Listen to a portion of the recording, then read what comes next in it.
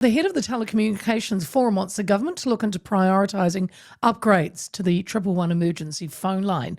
Along with mobile and internet coverage, the service was lost in Golden Bay for most of the day yesterday after a slip cut a fibre optic cable. 800 fibre connections and 350 copper phone line connections were brought down in the morning, and repairs to the cable weren't completed until mid-afternoon.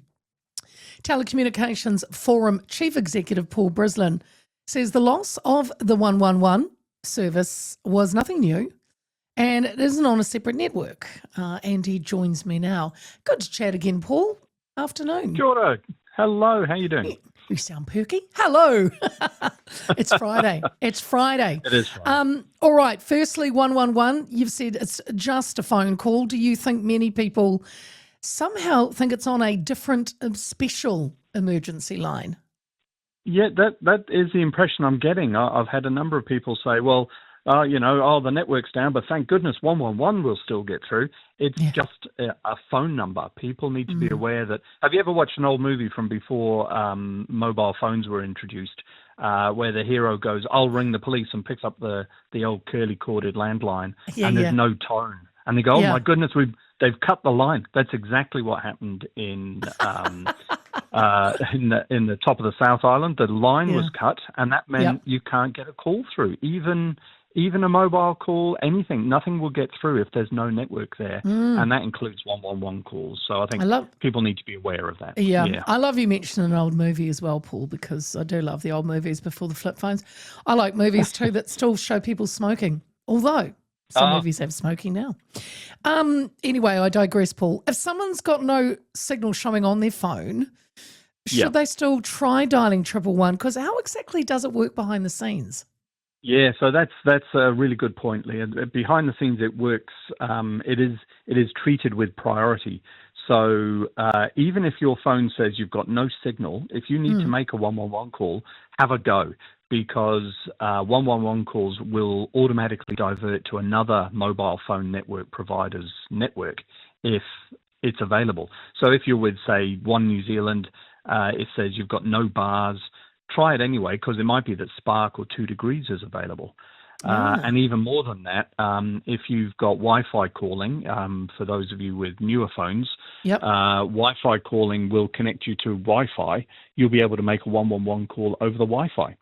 And that's really, really quite useful, right? So don't let it put you off. If you need to make that call, try it. And if not, if it won't connect because all the networks are down, that's when you need to relocate, find a place where there might be coverage, or a phone that is operating. Somebody might have a satellite phone, for instance, something like that.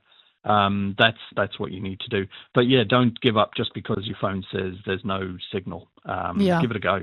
You've also talked about text messages and devices like cars or phones auto-alerting emergency services. Is our current system capable of handling that kind of input? Well, not really, no. Currently, we've got a call centre that is set up to receive voice calls. And governments over the last 20-odd years have had a look at this and said, oh, yeah, we should probably do something about that, but they never have. And I'd really encourage them to have that conversation, because in this day and age, I've got a watch that will, if I sit down hard, it'll say, you've had a fall. Do you need me to call emergency services? No, I don't. I just sat down. Okay. But it's incredibly useful, right? I can imagine my dad, if he was a bit wobblier than he is at the moment, if he sat down hard, or if he fell down, or if he wasn't responding for a period of time, you'd want it to call emergency services. And they're not well set up to handle that kind of automated feed. They can do it to a degree, but not very well. And I'd really like government to have a think about, what do we need to do to future-proof it? Because this kind of thing is just going to we're just going to get more and more of this kind of thing over the next few years. Hey, just quickly, technology's already there. You've got to support it. On those, on your watches that you were mentioning, there was a great story recently at in the UK where people were told or asked to take off their smart watches if they were going into the mosh pit because all the jumping up and down. and throwing their arms around was appropriate, yeah. alerting emergency services turning up thinking, how can thousands, hundreds of people, or dozens of people be having fits?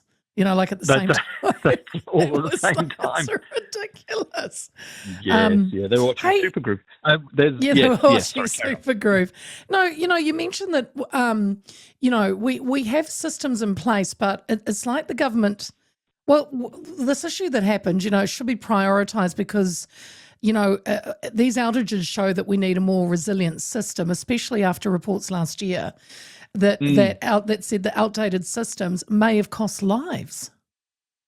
Well, this is it, right? It is a system, and it is something that people rely on. We need to really find a way to support individuals out in the community during these events, because we're only seeing more and more of them. We're activating our emergency response. Well, it's a monthly project at the moment. Every month something is happening, and we say, okay, we'll stand up the emergency response group, and that's just accelerating over the last couple of years. We've got to think about how we receive 111 calls, how we support communities at risk. Are the civil defence and emergency management people being given what they need to support people? When we set up a community centre, does that include a satellite unit, a generator, things like this to keep it all operational? It's got to be more than just here's a bed and we can cook you some food. In this day and age, everybody needs to be able to connect so they can let people know they're safe. They can find out what's happened to other people who might be at risk. And that means, having a solid look at the entire infrastructure for emergency call management. Yeah. So satellite to mobile tech. Is that because I've just had one of my listeners text in saying that an emergency call can be made through satellites. A little satellite icon comes up in the corner of my phone when no reception is available. He's on iPhone. Yeah, but not a call though. That's only text messaging at this point. Gotcha. So of course the 111 call center can't receive texts from the mass public. It's quite limited in that regard. So at this point, if you do have that capability, if you've got one of the newer phones, One New Zealand is the first provider here to have it, but I'm sure the others will be along shortly as well. But it's fantastic, right? Anywhere you can see the sky, you'll be able to eventually see a satellite going over. Your phone will connect to it and treat it basically as a cell phone tower, but up in the sky, and you will be able to send a message. That's great. That's the kind of thing we want more of in terms of resilience, because even if something's knocked out the terrestrial network, the cell phone towers or the fiber, as happened this week, your satellite connection will still be in play. And that's going to be really useful. So over the next couple of years, we'll see a lot more of that kind of thing. It's not quite there yet, but very soon I hope that, we'll start to see people being able to make calls from the rooftop when the whole house is flooded and get rescued. And won't that be great? Through satellite. Jennifer actually says, hi Leah, I'm in Golden Bay. We lost everything. The only thing that worked over here was Starlink through satellites. There was no cell at all with any provider. You could text for 2 degrees, but that's because they've hooked up with Starlink. So it's via satellite. There was no Wi-Fi, phone internet, or emergency calls at all unless you had a Starlink satellite service.